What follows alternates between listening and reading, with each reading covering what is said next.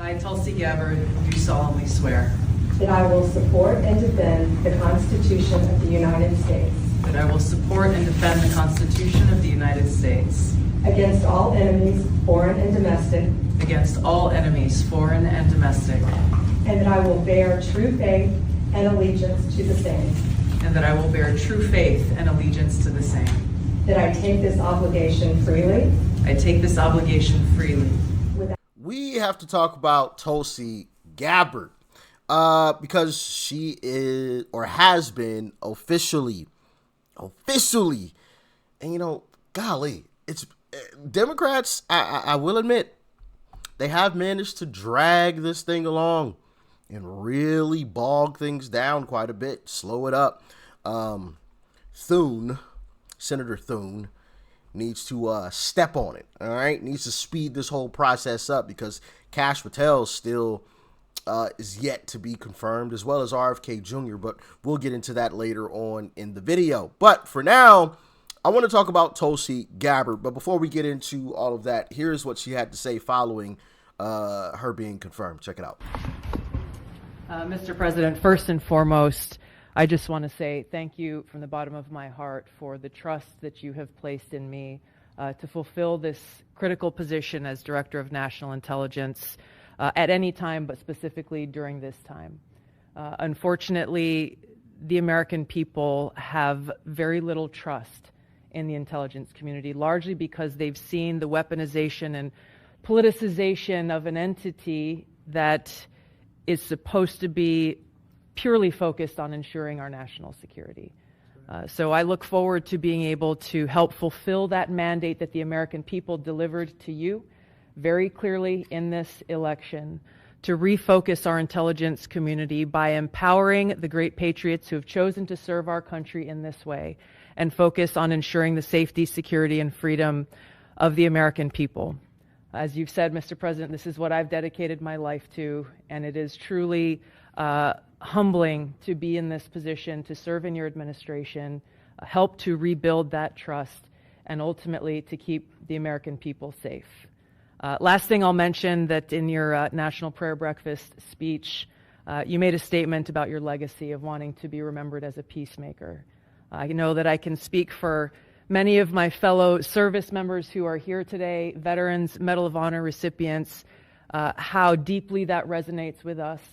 For those who volunteer to put their lives on the line when duty calls, but to have a President and Commander-in-Chief who recognizes the cost of that sacrifice and ensuring that war is the last resort, not the first. So thank you for your leadership on behalf of my friends here and all who wear the uniform. We're grateful. Thank you. Congratulations. Amazing president. Yeah. Making sure that war is the last resort and not the first. Because as he said, when he mentioned the whole Liz Cheney thing, you guys probably remember that, where he said, why don't she have a bunch of guns pointed at her head, right? And the media and Democrats, along with Democrats, tried to spin it as if he was trying to say that Liz Cheney should stand in front of the firing squad. What he was saying, and we all understood this, and I think I made a video on this. He was saying, yo, it's easy for somebody in Washington to declare for war and send somebody else's kids over to some foreign land to die and get a bullet to the head. But I wonder how she would feel if she had guns pointed at her face, you know? And listen, I've said this before, and some of you agreed. I think whenever we go into war, politicians should have to go and fight, or their sons or daughters should have to go and fight in that war, period. Not like a stepchild, not an adopted child. They're flesh and blood. And if they don't have flesh and blood, then they have to go there themselves. I guarantee you, we'd have a lot less wars. We'd have a lot less warmongers in our nation's capital. That's for darn sure. But one of the things that I wanted to touch on was Mitch McConnell. Okay. Yeah. I'm from Kentucky, and I've got to say, Mitch McConnell's no vote on Tulsi Gabbard's nomination is a disgrace. This isn't about what's best for the country. It's about clinging to the same old political games. Tulsi has served this nation with honor, and Kentuckians respect that. Mitch? He's more interested in protecting the swamp than representing the people who put him in office. This vote doesn't reflect Kentucky values at all. It reflects his own self-interest, and we see right through it. Yes, ma'am. I completely agree. Kentucky, it is time to stand up, okay? Midterms, Mitch is up for re-election. This guy... Did you hear the question, Senator? Running for re-election in 2026? All right, I'm sorry, you all. We're going to need a minute. Senator Benny.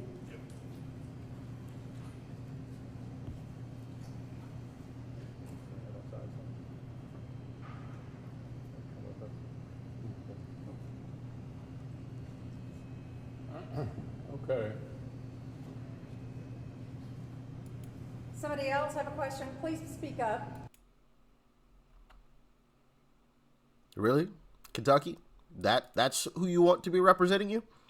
And listen, some people might say, Rich, man, that's harsh, man. The guy is old.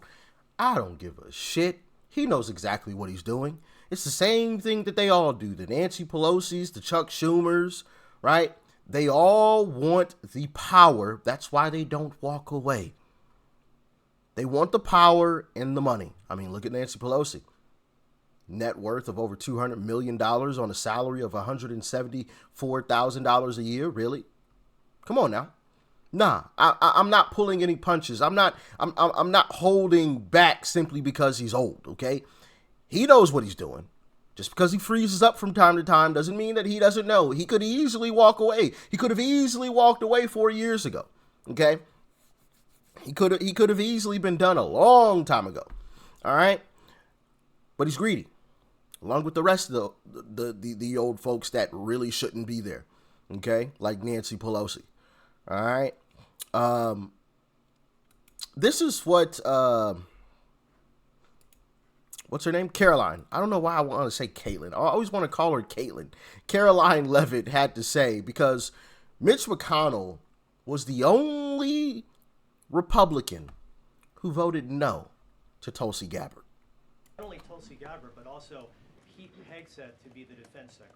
I think we're greatly disappointed in any Republican who chooses willfully to vote against the president's exceptionally qualified cabinet nominees and picks to lead his America First administration. Not a single Democrat swayed from voting against President Biden's nominees, and we know how many of them turned out. They turned out to be atrocious at their jobs, leaving America much worse than they were when they took the oath of office. And so I've said it repeatedly from this podium. I addressed it at the beginning of my remarks. We expect all Republicans to vote, to stay tough and strong, vote for President Trump's nominees so we can get to work and continue to work very hard to implement this president's agenda. Yeah. You don't see Democrats doing this shit. Excuse my language, but you don't. You don't see Democrats defecting from what the Democrat Party has set out for them to do. They all stick together. And I've said this before. That's one thing that I'm jealous about the Democrat Party. I'm jealous. I really am. Whenever something is going on, they all stick together. Minus every blue moon, every now and then, you have a senator from Pennsylvania, Fetterman. He goes off and does something just slightly different. Like, I believe he voted to confirm Pam Bondi, while the other Democrats voted against her.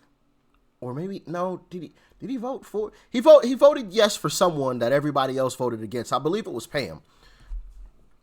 But that's about it. That's about as far as it goes.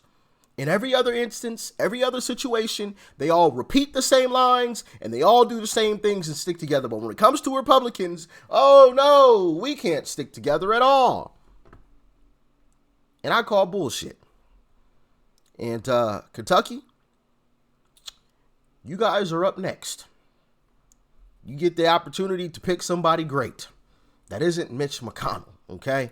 This afternoon, the Senate voted to confirm Tulsi Gabbard as the new director of national intelligence. The final tally was 52-48, with all Democrats voting in opposition, while Senator Mitch McConnell was the only Republican who voted no. And in a sharp statement that he released after the vote, the former leader of the Republican Party said this, quote, "The Senate's power of advice and consent is not an option. It is an obligation, and one we cannot pretend to misunderstand. The nation should not have to worry that the intelligence assessments the president receives are tainted by a director of national intelligence with a history of alarming lapses in judgment." Adding, quote, "Edward Snowden's treasonous betrayal of the United States and its most sensitive law intelligence activities endangered sources, methods, and lives." Japan is among America's closest treaty allies in the Indo-Pacific, and the risk of conflict in the region is the product of Chinese aggression, not Western threat inflation. Russia's escalation of its unprovoked war of aggression against Ukraine threatens American interests and is solely the responsibility of Vladimir Putin.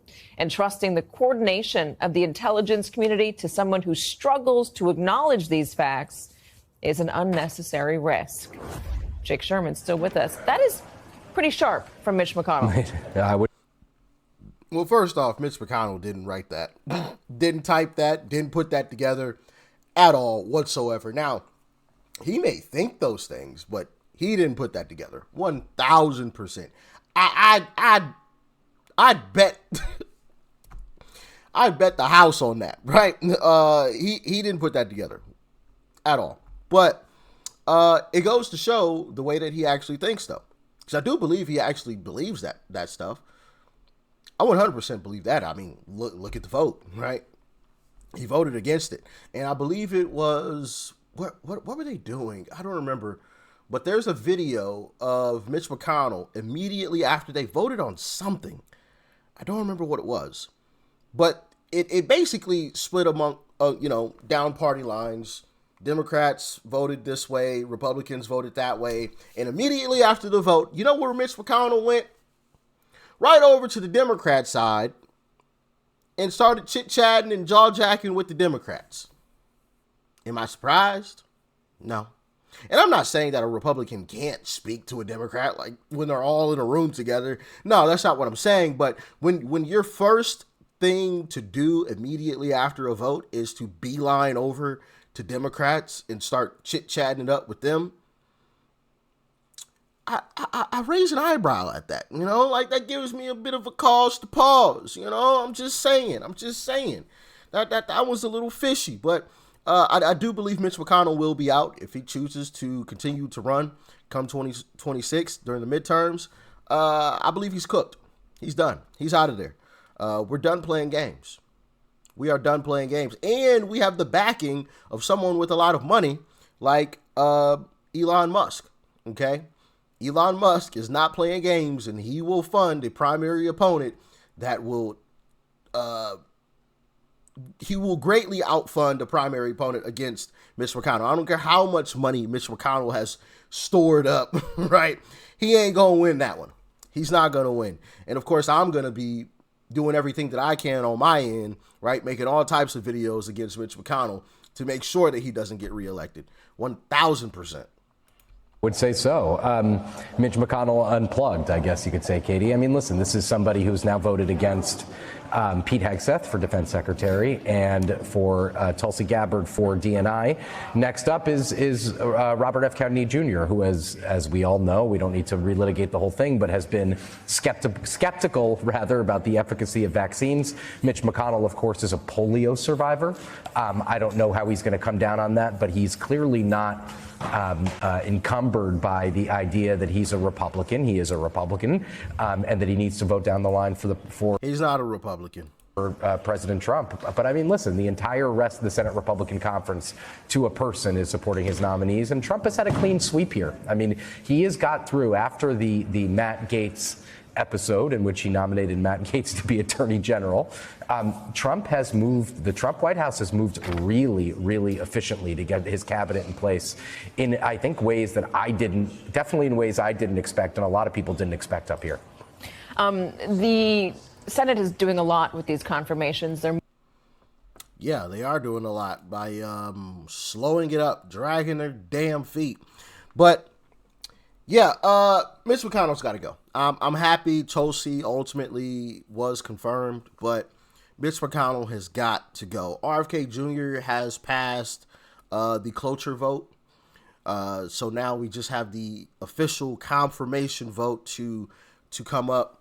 And I have a feeling that Mitch McConnell is going to vote no on that too. The ayes are 53, the nays are 47. The motion is agreed to.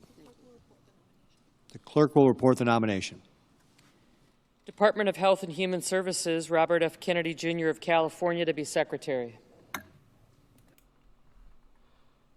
Yeah. So it looks like Mitch McConnell voted yes there, but who knows? I have a feeling he's going to vote no. But it doesn't matter at this point. Mitch McConnell's already cooked. He's done. He's done. I'm sick of this guy. Anybody else sick of him? I'm sick of him. I'm done with it.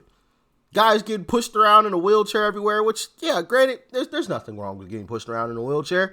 There's lots of people who can't walk for whatever reason, but like to be serving the country and that's how you're getting around? No. You're way too old. We really need term limits, so these folks can't just stay in Washington, D.C. for their entire lives and make a career out of it. It should be a quick trip in and out, back to your regular career.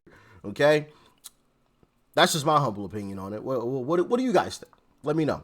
I love the idea of term limits. Okay, so we don't get the Mitch McConnell type of situations, and there are a lot of really, really old folks that are just like, man, if that guy falls right there, it's going to be a problem. It's going to be a major problem. And these are the people that are making decisions for the entire country. And once again, I will say this, because I always have to say this so nobody says anything crazy in the comment section. There's nothing wrong with getting old. It's a beautiful thing, to be quite honest. Okay? We all know people, every single last one of us. We know someone who will never get that opportunity. Okay? So to grow to an old age is a beautiful thing. To wake up every morning and, breathe is a beautiful thing. But when you have folks who have been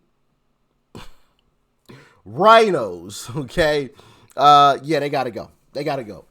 Especially if they're old like Mitch McConnell and are freezing up and falling and tripping over stuff. Yeah, nah. Get him out of here, coach. Get him out. But Tulsi Gabbard is confirmed, so that's the good news, all right?